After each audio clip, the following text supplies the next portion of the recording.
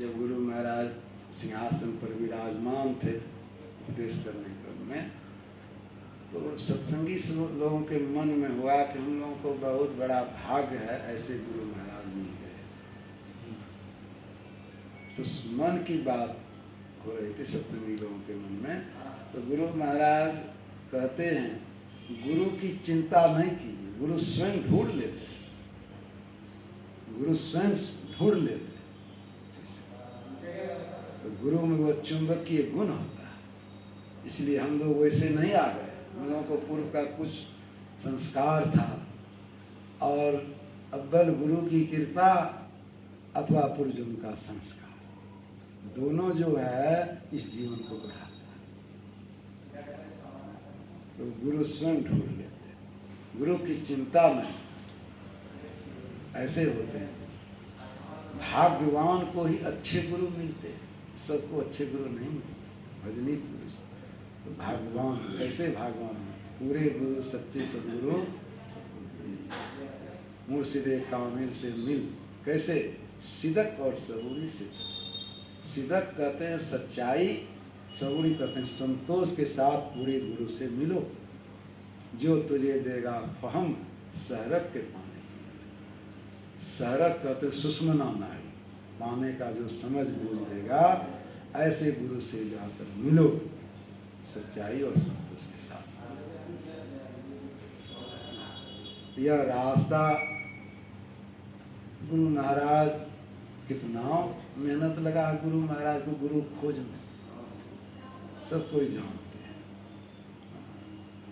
जीवन चरित्र पढ़कर देखिए कितना कष्ट उठाए। दरियापंथी गुरु के पास में रह करके कितनी सेवा की, फिर भी जिस ज्ञान की खोज वो ज्ञान नहीं मिला।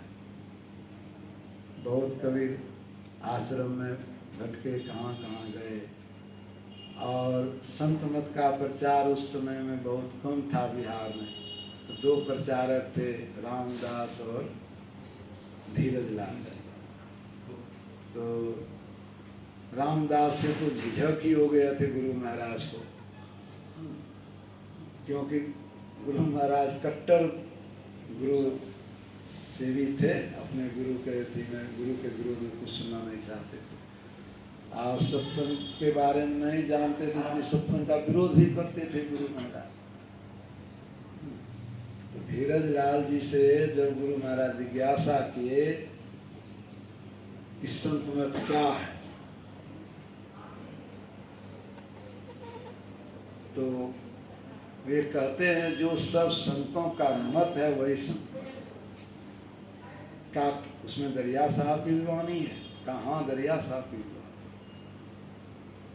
तो समझने के लिए पहले एक पुस्तक दिए, तो गुरु महाराज को समझ में बात नहीं आई। कहा इसके लिए आपको समय देना पड़ेगा। कहा ठीक है आप आइए। कहा कि हम अपने गुरु की सेवा से इतना समय हमको फुर्सत नहीं, 12-1 बजे रात में हमको फुर्सत। कहा जब आपको समय मिले तब आइए। 3 महीने तक लगातार गुरु महाराज 12 बजे 1 बजे रात्रि उनके पास जाते थे। न वे सोए पाए जाते थे, न अपने सोए। 3 महीने तक लगातार संत मत को समझने ना समय लगा। तब समझ में बात आई, तो कहा आप हमको भजन दे दो।